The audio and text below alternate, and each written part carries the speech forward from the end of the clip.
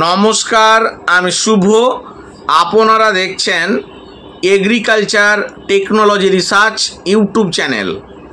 আমার এই চ্যানেলে যারা নিয়মিত দর্শক আমার প্রতিটা ভিডিও ফলো করেন, প্রতিটা ফ্যান ফলোয়ার্সকে আমি এটাই সাহস দেব যে আপনারা প্রত্যেকে বেগুন চাষ করুন।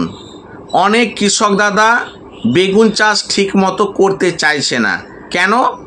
বেগুন গাছে মোজাইক ভাইরাস বা বেগুন গাছের পাতা হলুদ হয়ে যাচ্ছে, এই যে ভয়, আতঙ্ক, হতাশা মনের মধ্যে চলছে, এই কারণে অনেক কৃষক দাদা বেগুন চাষ করতে চাইছে না।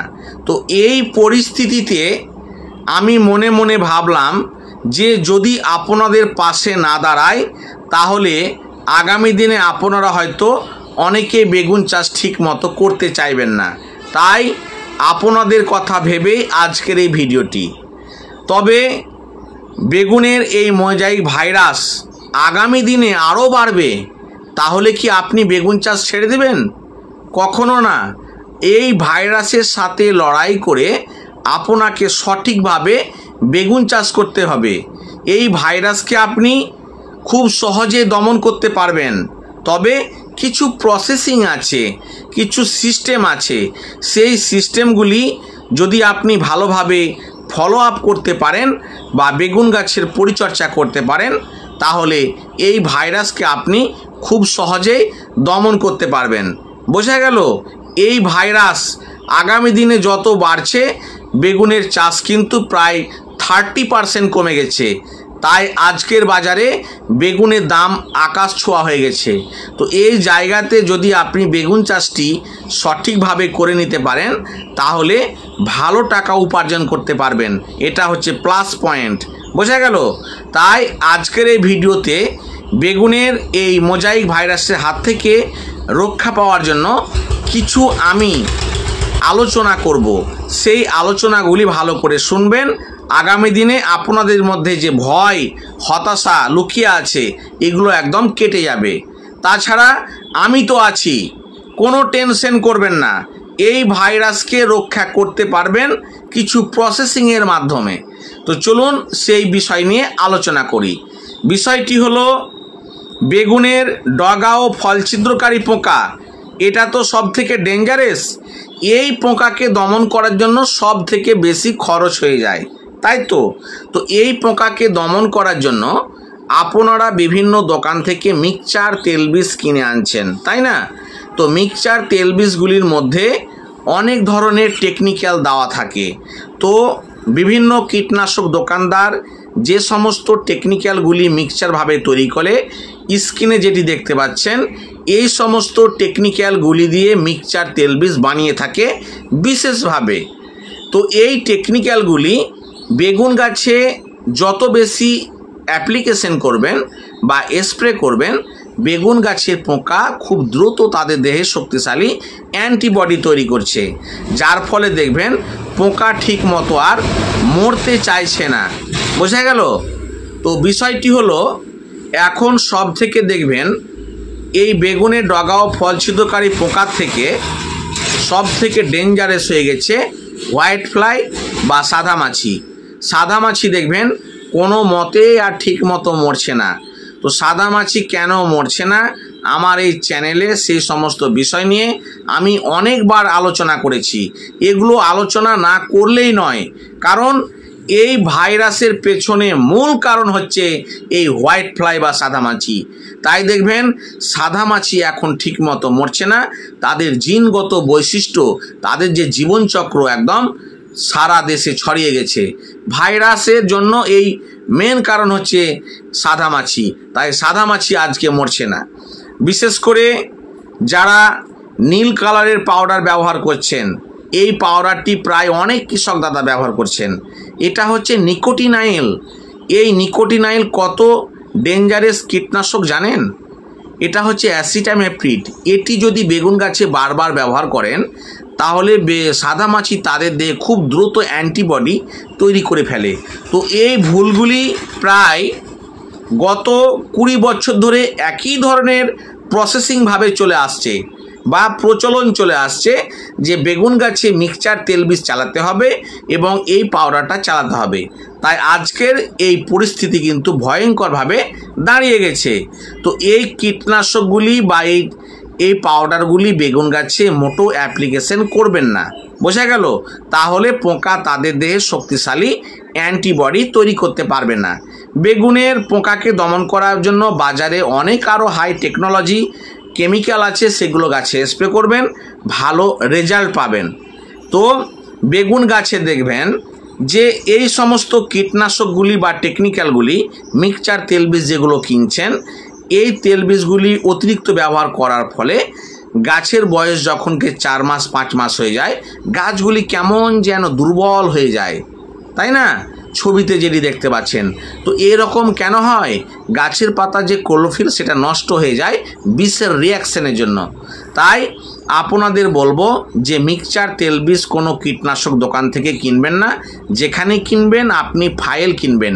আর বিশেষ করে স্কিনে যে সমস্ত টেকনিক্যালের কথা বলছি, এই টেকনিক্যালগুলি অ্যাভয়েড করে চলবেন।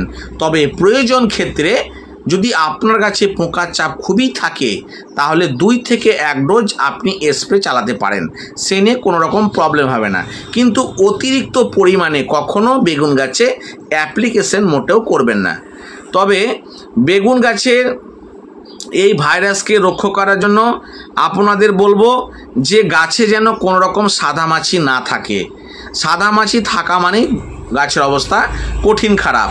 তো আমি একের পর এক ভিডিওতে যে সমস্ত বিষয় নিয়ে আলোচনা করব, সেই সমস্ত বিষয়গুলি আপনার জমিতে ভালোভাবে অ্যাপ্লিকেশন করবেন।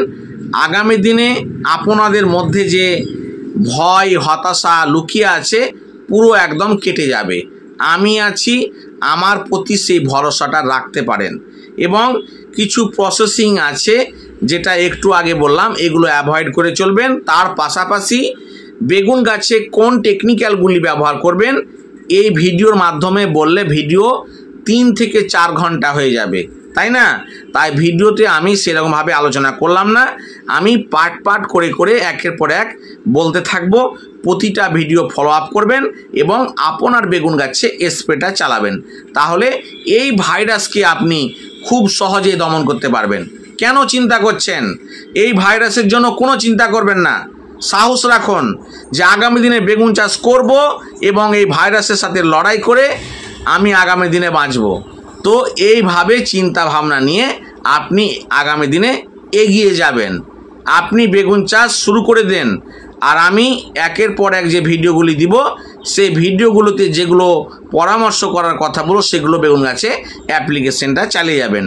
তাছাড়া জাপান টেকনোলজি, কিছু হাই টেকনোলজি আপনার অনেক কেমিক্যাল পাওয়া যায়, সেটা হয়তো আমাদের দেশে পাওয়া যায় না, কিন্তু অনলাইনের মাধ্যমে কিনতে পাওয়া যায়। সেই সমস্ত টেকনিক্যালগুলি দিয়ে এই পোকার যে জীবনচক্র বা সাদামাছি যে জীবনচক্র একদম ধ্বংস করে দেব।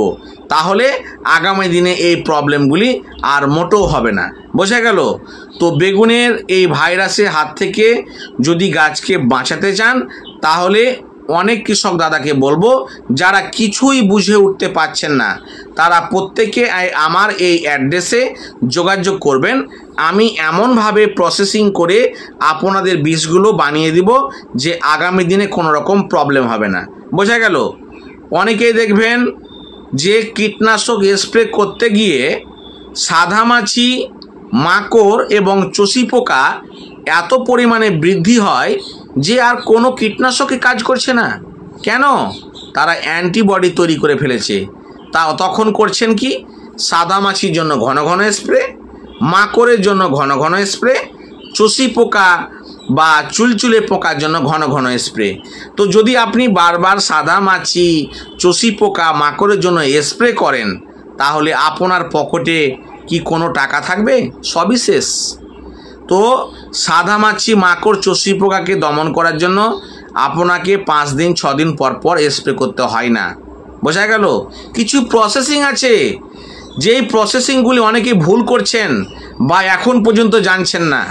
বিষয়টি হলো সাদামাছিকে দমন করার জন্য মাসে 1টি ডোজ স্প্রে করবেন, আর চষি পোকাকে দমন করার জন্য আপনাকে কোনো কীটনাশক মোটেও স্প্রে করতে হবে না।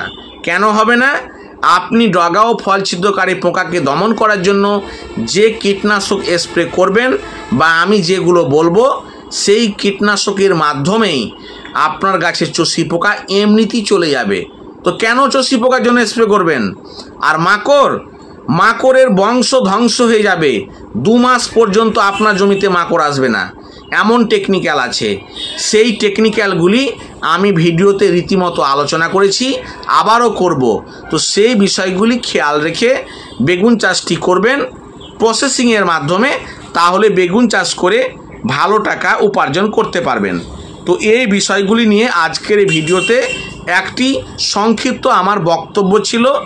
যারা এই বেগুনের ভাইরাস নিয়ে ভয় করছেন, হতাশায় ভুগছেন যে বেগুন চাষ আর করব না, মানে বেগুনের প্রতি আপনি অনেক দিনের প্রেমিক ছিলেন, বেগুন চাষটি খুব ভালোবাসতেন, কিন্তু এই ভাইরাসের কারণে আজকে বেগুন চাষ করতে আপনার ইচ্ছে করছে না, তো সেই জায়গায় দাঁড়িয়ে আপনাদের পাশে আমি দাঁড়িয়ে আবারও বলছি, বেগুন চাষ আপনি বেশি করে লাগান আর আমার প্রতি ভরসাটা রাখুন। বোঝা গেল? তো চলুন আজকের এই ভিডিওটি এই পর্যন্ত শেষ করা যাক।